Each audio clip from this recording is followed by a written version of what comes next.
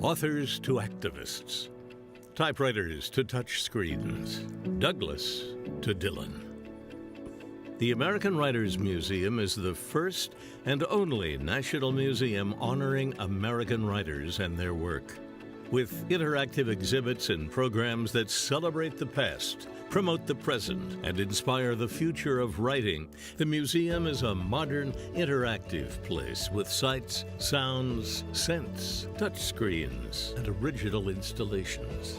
Our programs promote today's writers. The museum topped Fodor's list of the world's 10 best new museums. Since the museum opened, we have welcomed visitors from all 50 states and 35 foreign countries. The American Writers Museum inspires the future. It's a one-of-a-kind venue for students to learn about writers and writing in surprising new ways. The next generation of great American writers is among us right now. Our programs are growing, our impact is deep, and our potential is great. If you haven't visited the American Writers Museum yet, go. If you have been there, go again and again. You'll learn something new every time, and you will leave inspired.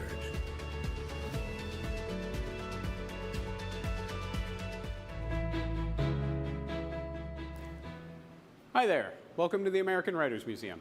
I'm Kerry Cranston, the president here, and I want to welcome you tonight to OnWord 2020, our first online virtual fundraising event, a very different format for us in these very trying and difficult times. We're glad you could join us tonight, and we hope that the work that we're doing and that you may learn about tonight is something that will make you want to help support our mission and what we do.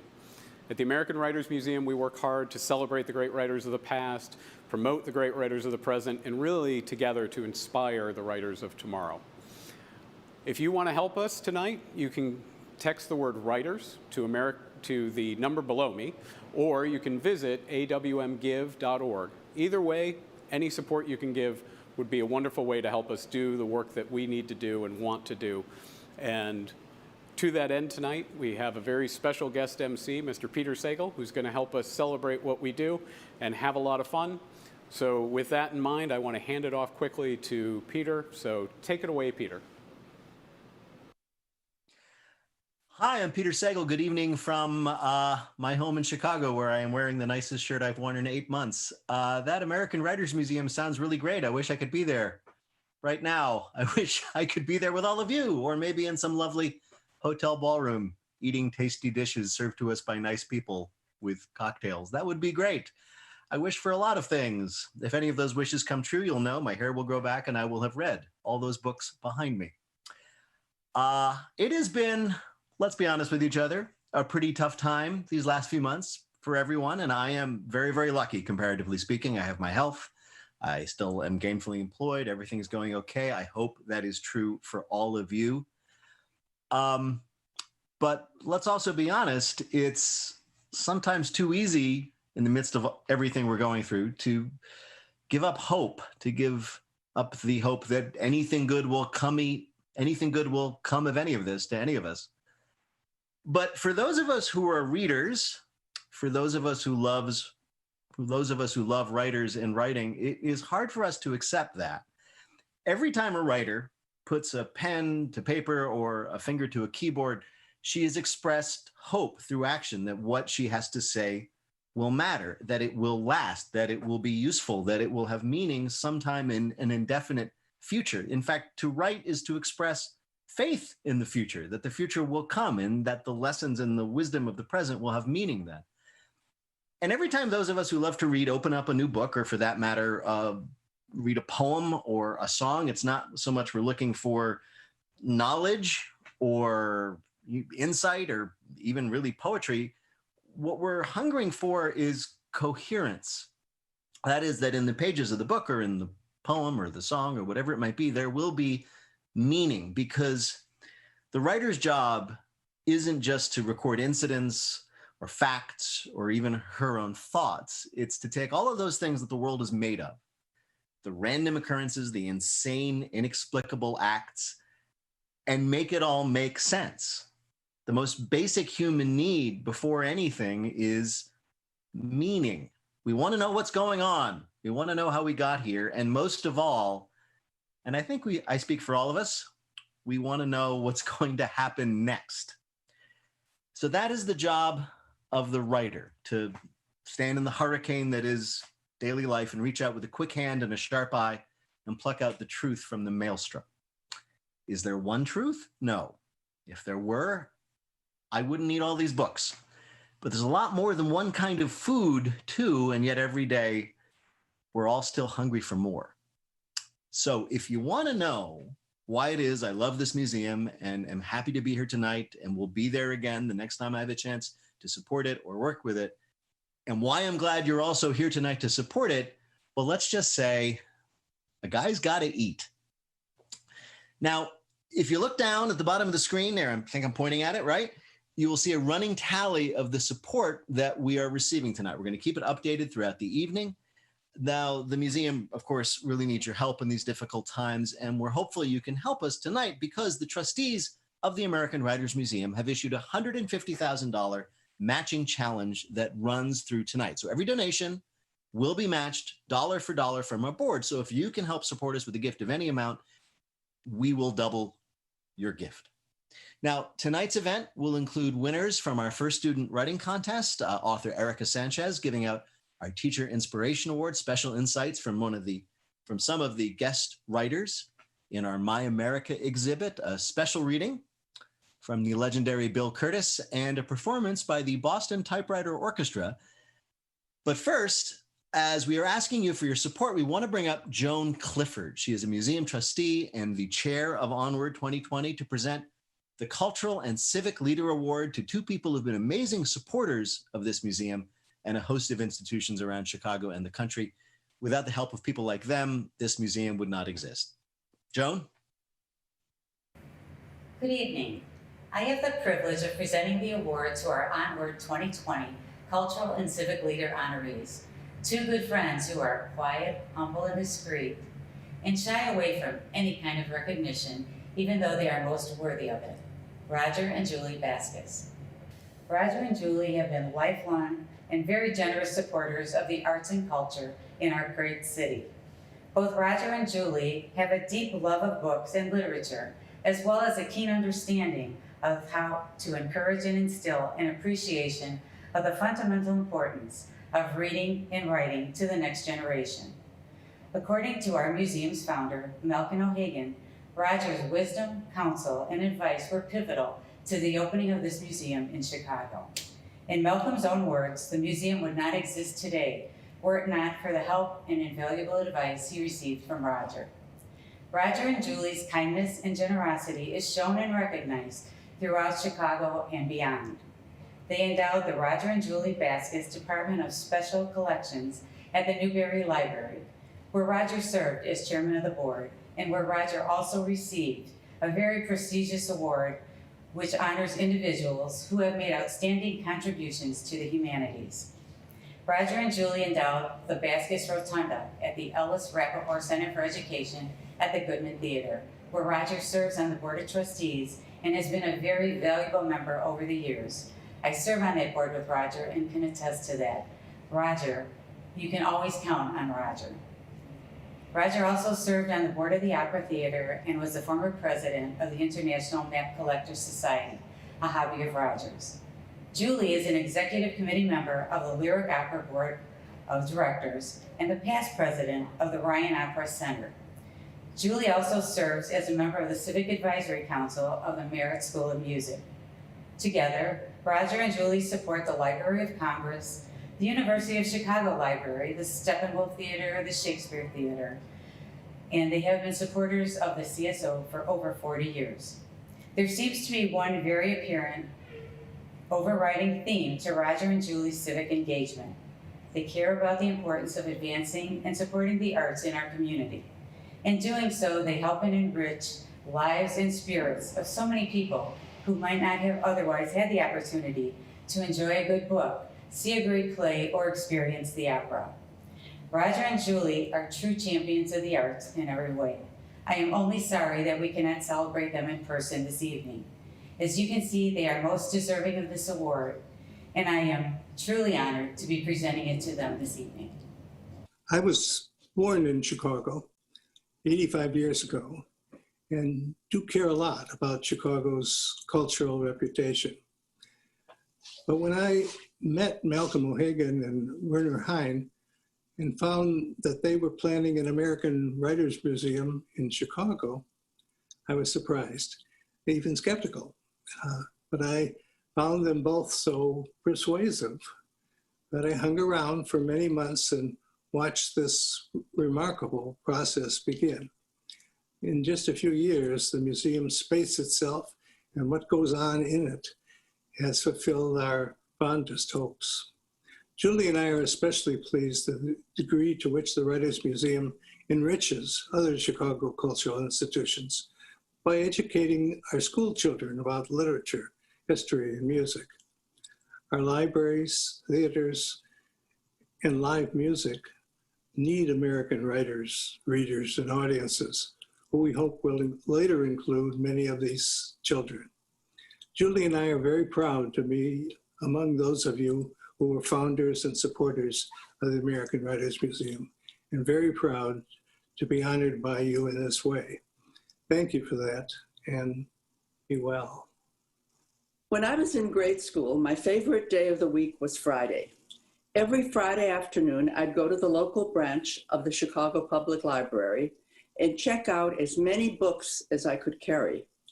Once homework was done, I could spend the rest of the weekend in a favorite chair with a book and a red box of raisins. In every place Roger and I have lived, one of the first rooms we planned was the library. Roger built the first one himself. So it was an easy decision to support the American Writers Museum. Without writers, we wouldn't have books, and we'd all be poorer for it. Thank you for this honor, and thank you for joining us this evening. I had no money and no hope of having money. I didn't have a car, nor would I ever have a car. I didn't have nice clothes, but I discovered that I had words, and words became my magic carpet, you know, my identity. I was the guy. So for me, that was that feeling of power of being able to tell my own story as opposed to just reading it in textbooks. That's what drew me into wanting to write. I think of... So I put it all on paper, all of these emotions, everything I was feeling inside.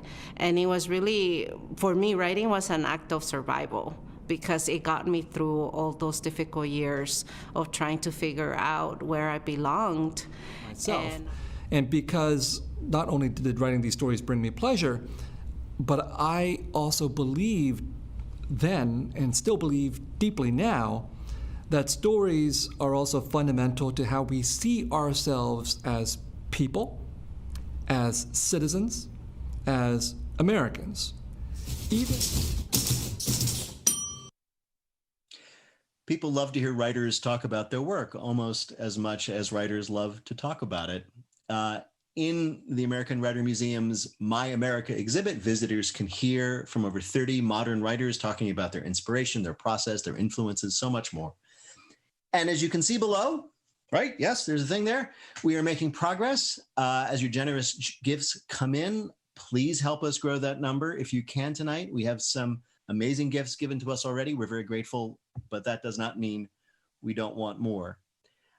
At the museum, there's a space called Readers Hall. In normal times, it's a place where writers like the one you just heard from would come to speak and talk with audiences filled with museum members and guests. And of course, since the pandemic began, all of that's had to move online. But the other thing that used to happen almost every day in that room were gatherings of students who would come to the museum for field trips.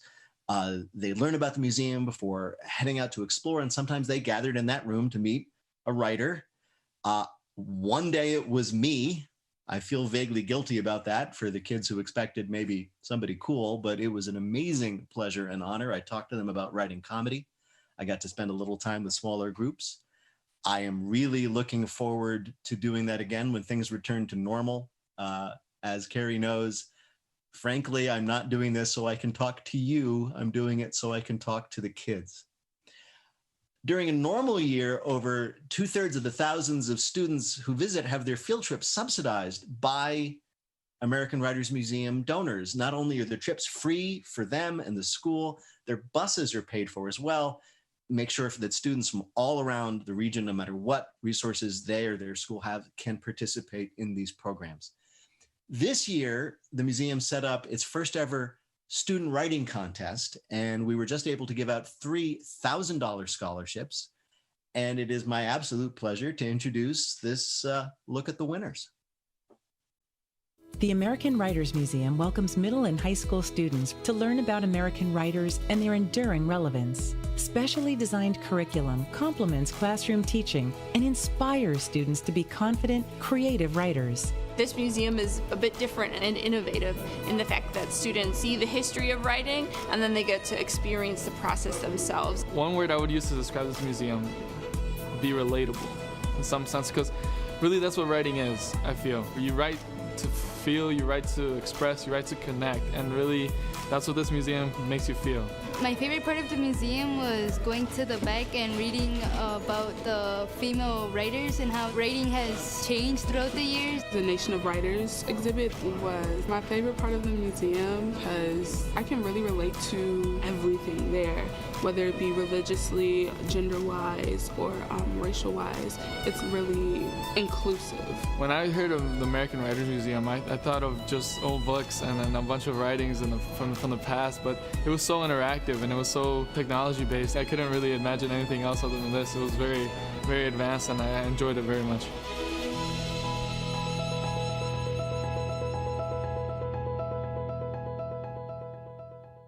Well, I'm excited at this point in the evening to present the award winners for our first ever writing contest.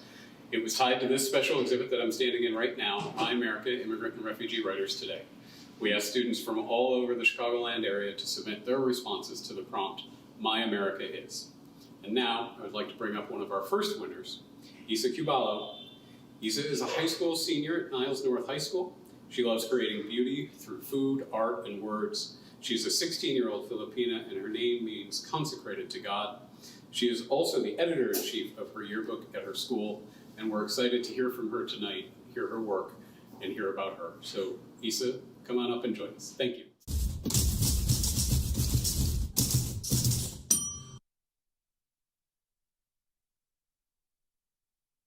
When people talk about legacy, they talk about going back to their roots.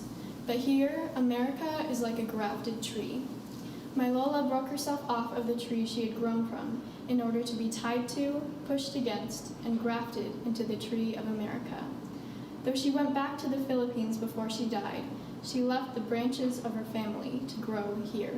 I'm pleased to announce one of our other winners tonight, Sofia Suba. Sofia is a Nepali American who came to the United States as a refugee with her family. This fall, she will attend 6th grade in Community Unit School District 200 in Wheaton, Illinois. Sophia is part of her district's gifted education program and has plans to become a computer software engineer one day. She loves reading, spending time with her family, technology, and K-pop music. I want to congratulate Sophia, and I look forward to hearing her piece, which is really wonderful. Thank you.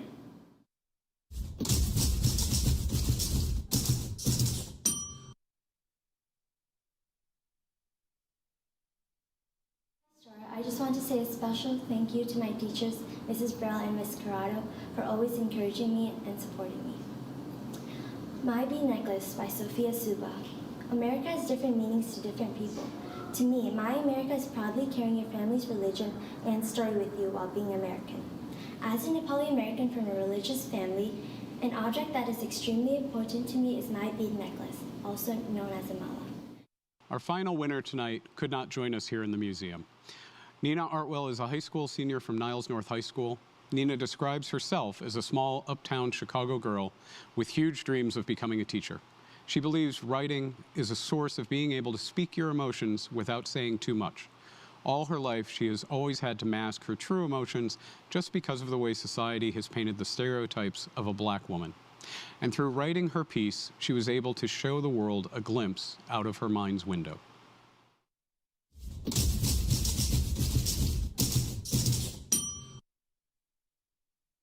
I want to give a shout out to all my ancestors for giving me the pathway to create this piece.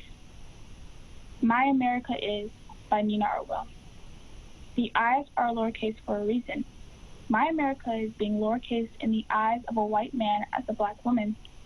I can't breathe, said by Eric Garner, a black man who forcefully tasted the pavement his people made as he took his last dying breath. Pain. Pain and suffering as a community, knowing our fate from the day we were born. I want to just say a quick thank you to all of you and your team. Thank you for giving me the opportunity to just voice my opinion. Sometimes I can't really because of the position I am, and not in just America, but in my society. So I want to thank you all for awarding me in my piece for something so so near and dear to my heart. So thank you, truly. Like I said, I grew up very working class, and so my idea of writing is, I think, has like some working class elements to it. Where like I think of writing not as like a mystical process where I sit down kind of with the page and the pen and wait for inspiration to come down from God, but I think of it as like I think of myself as a plumber. Like I have to show up. I think that regardless of a writer's background, the writer's perspective is anchored in who they are as a person and the sum of their experiences.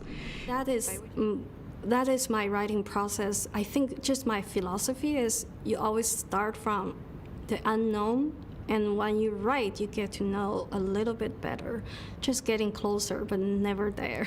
You know, that's... I kind of look at it like it's my abuela's always with me, kind of prodding me along, saying, keep going, you know, and I like that, and it's why my stories are very personal and dear to me, because it's always like I'm whispering a secret to my abuela.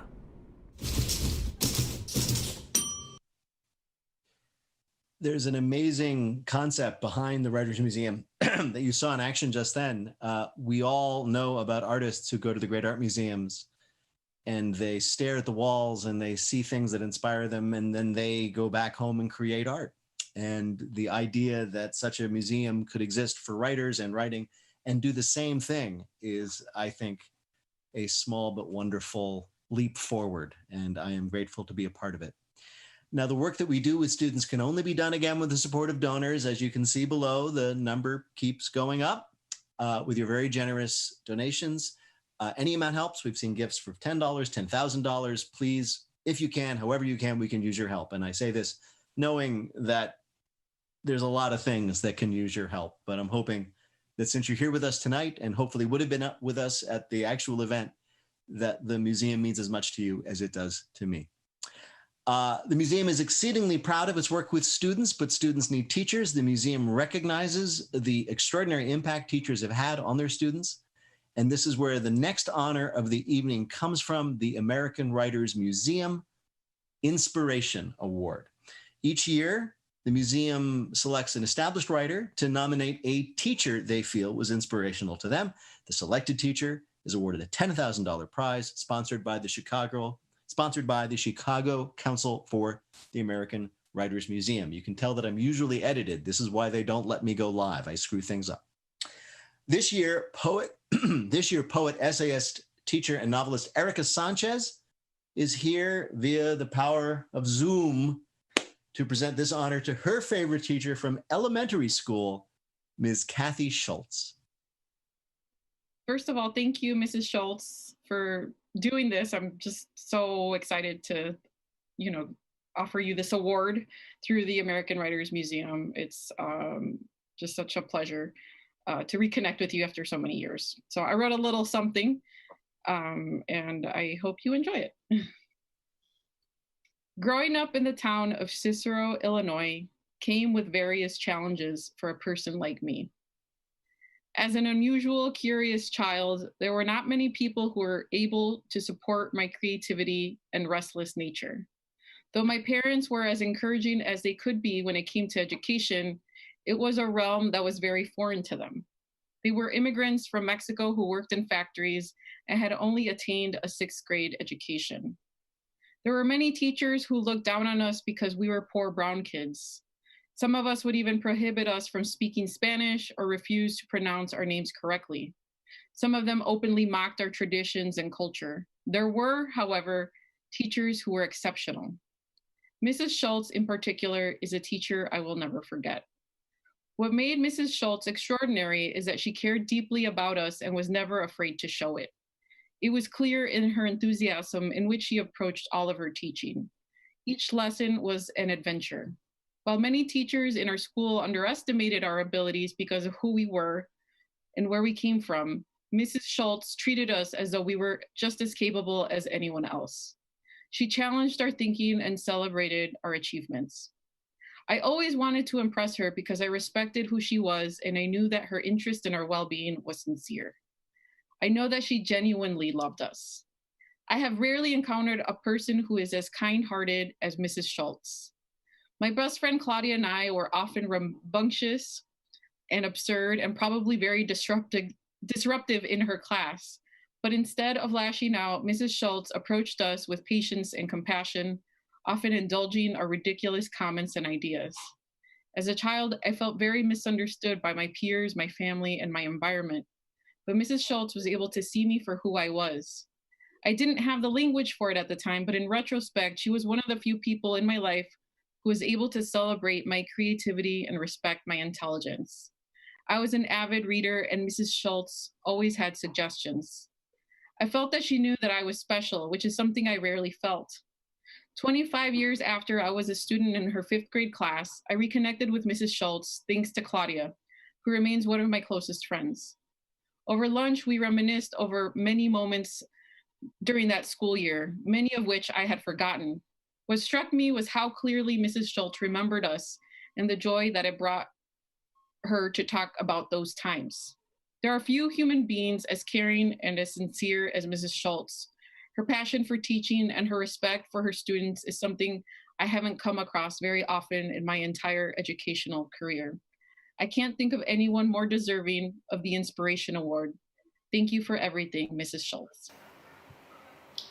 Erika, I wrote a few words too. Oh! So Erika, I want to thank you from the bottom of my heart for nominating me for this prestigious award.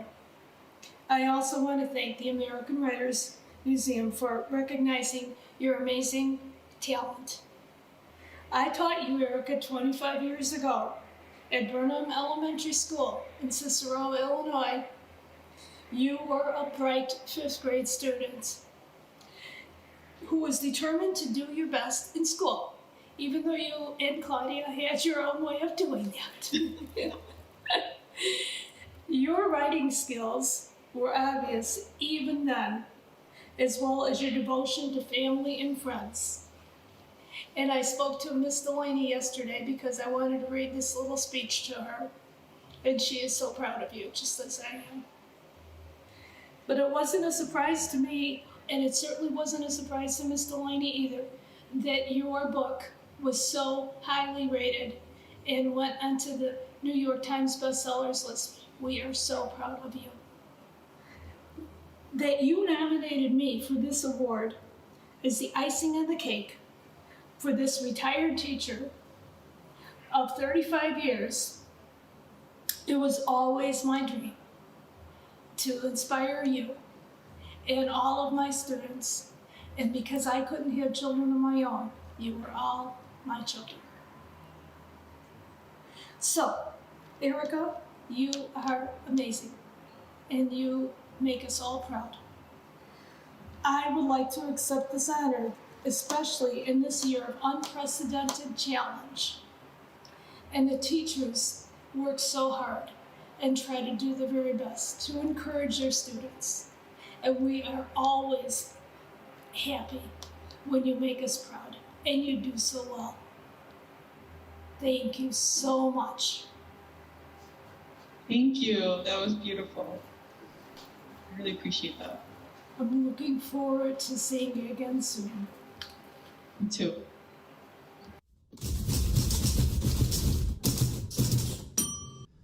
So that's been the biggest reason why I've continued to write, because I have a voice that others may not.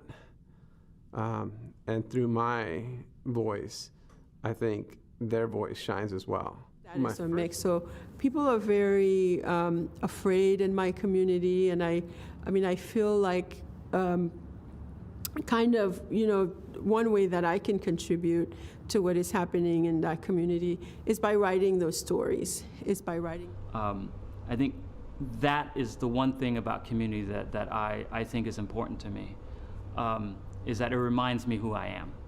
Yeah, I've realized that for me, I only belong in places I create. And that has been, I think, the most important thing I've learned in my brief life so far, is that I can make worlds. That's literally my job, is to make worlds. I can make them for myself, I can make them for other people, I can put them in books. And so instead of searching for other people to give me a place to belong, I just bent one into existence myself. So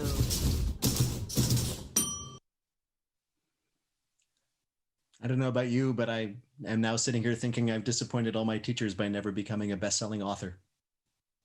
Anyway, I was recently watching the old BBC TV series, I, Claudius. Anybody? I, Claudius? Because I've watched all of Netflix. And there's this scene early on when the emperor and his family is having dinner. It's a big feast, and they have the entertainer, they have the dancers, and they have the musicians, and then they send them all out for the big, I guess, headliner of the evening, and it's a poet who comes in and reads his work. That's it. That's what they got instead of Netflix. And it reminded me of something that we all kind of know, that what we call literature was not for the first, I don't know, millennia, written down. It was sung, it was recited. Writing wasn't invented for literature. It was invented basically for accounting. So it's still, I think, it's deep in our consciousness that we love to hear great writing read aloud by a great voice. And there's no greater voice than Chicago's own Bill Curtis, who I'm lucky to call my friend and colleague. So here in this evening's headline entertainment, a recitation of great literature, is Bill Curtis. Hello, my name is Bill. Welcome to the American Writers Museum Little Squirrel Storytime. I'm going to read from the Baby Duck book. If Mama Duck says it's all right. This is about Baby Duck. When Baby Duck starts his day, he follows Mama Duck to his favorite pond. That's where we're going, Baby Duck. To your pond. You know how much you like that. Wait for me, Mom. Wait for me. When Baby Duck goes swimming, he paddles smoothly through the water.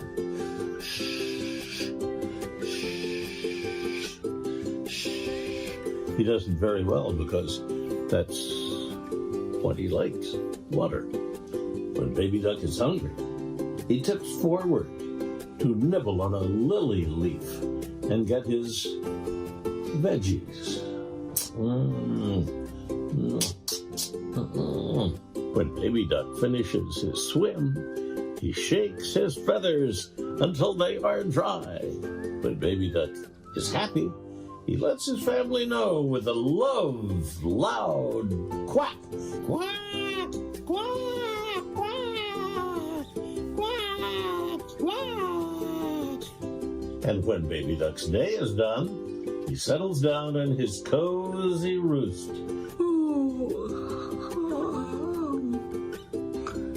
Good night, Baby Duck. Good night. The end.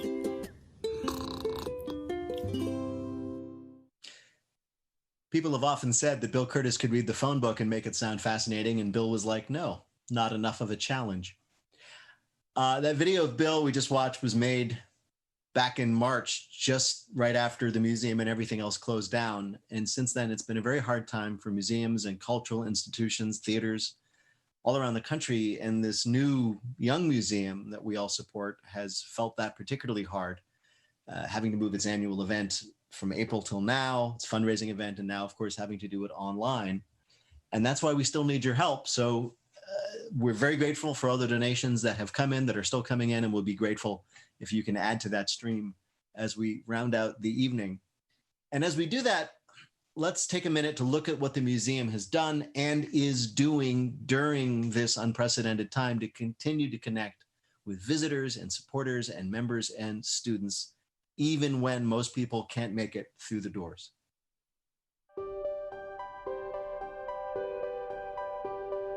The world has changed a lot recently, and so has the American Writers Museum.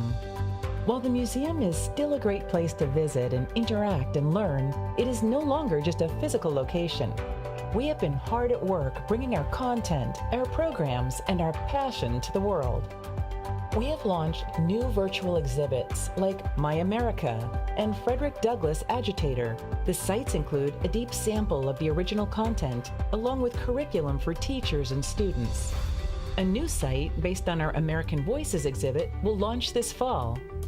Our author programs have also moved online. Now we can engage hundreds of visitors with our conversations with authors, from bestsellers to poet laureates to first-time novelists, all meant to engage and inspire our audiences.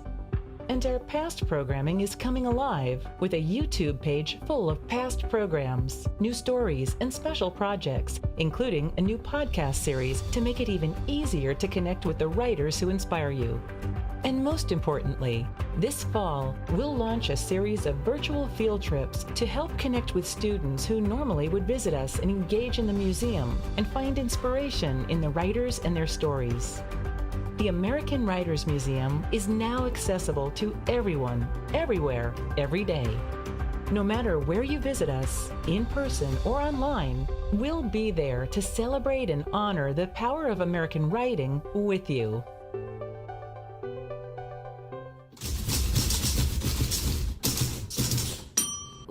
To be an American is to embrace that difference and to celebrate it and to investigate it and to encourage it. That way. Yeah. That's the whole reason why I write about what I do. I want people to know these are Hispanic Americans. This is who we are, and we are you, which is the truth. America isn't perfect, not even close at all, but I think a good American will always criticize the sins, especially the original sins of this country, but not just criticize, but try to make it and push it into that better place, into that city. I think that's why writing is so important, because we try to put very difficult words into sentences that make sense. And my biggest challenge right now as a writer is finishing that paragraph of what does it mean to be American. But I think and one of the ultimate expressions of our American identity is to be able to do both those things, to be proud of who we are and to also recognize what we have done wrong, and to believe that we should be able to address these flaws, these failures, and make ourselves better. So that's what the museum has been doing and will continue to do to reach people even during this tough time when access to each other is limited. And while the museum's open again, it's with a recognition that visits will remain limited for a while, and your support is what is still needed to keep the doors open. We've made some great progress tonight, looking down at that green band, on raising more funds for the institution. We hope that you will continue to give tonight and in the future. And if any of you happen to see this video as it lives on, please, we would love your donation. Last year, when I did this event live, with the benefit of seeing you all in front of me, as well as cocktails, I told a story that I've told many times before and was honored to tell it then. I won't go through the whole thing, but in brief, it's about a friend of mine named Morgan Jeunesse, who many, many years ago was pursuing a career in the theater and felt unfulfilled and instead wanted to go work for Mother Teresa, feeding the hungry in Calcutta. And she met Mother Teresa, because that's the kind of person Morgan is, and she told Mother Teresa of her ambition, and Mother Teresa said, "No, don't do that." And Mother Teresa said to my friend Morgan, "There are many kinds of famine. In my country, we have a famine of the body. In your country, America, you have a famine of the spirit. Stay here and feed your people." And I heard that story a long time ago, and I think about it a lot, obviously, and I've been thinking about it a lot recently because, well, first of all, it turns out we do have a famine of the body here in America, as well as a lot of other physical threats, and we no longer have the privilege, if I could use that word, to ignore it. But I also think about Mother Teresa's metaphorical famine as well. Now, doctors know that if a body is not fed, if it doesn't get the right nutrition in the right amounts, it starts to fail in really terrible ways. The body starts to break down and feed on itself. And if you, in desperation, start eating the wrong foods, toxins and poisons, then things get even worse. One way of looking at what our country is going through right now is a terrible case of spiritual malnutrition. People are feeding on unhealthy stories, skewed facts, fictions that are meant, to paraphrase Woody Guthrie, to make you think you aren't any good, that other people aren't any good. Stories that celebrate darkness and mock what's right. You can see all around us right now how twisted things get when people's minds get fed junk. To paraphrase another famous saying, those to whom evil stories are told tell evil stories in return. So this year, I'll say it again, I will continue to say it with increasing urgency, we need to support the American Writers Museum because of the American Writers Museum. The American Writers Museum's work to support American writers, old, passed on, living writers yet to come, in order to feed our people. As we leave you tonight, first of all, my thanks. I'm very, very grateful for all of you for being with us, looking at this screen as opposed to the other screens you've been looking at all this time. I'm very grateful you chose to spend your time with us. I'm extremely grateful for the donations that you have made, and I hope you will continue to make. Thank you for being here, and to paraphrase my people, the Jews, next year in a ballroom. As we leave you tonight, we want to bring you some unique users of our favorite instrument, the typewriter. They create music from a machine that normally makes words. Thank you, everybody, again, from the museum, everybody who works there, its staff, its founder, its president, the staff tonight, and of course from me. And please enjoy this number from the Boston Typewriter Orchestra.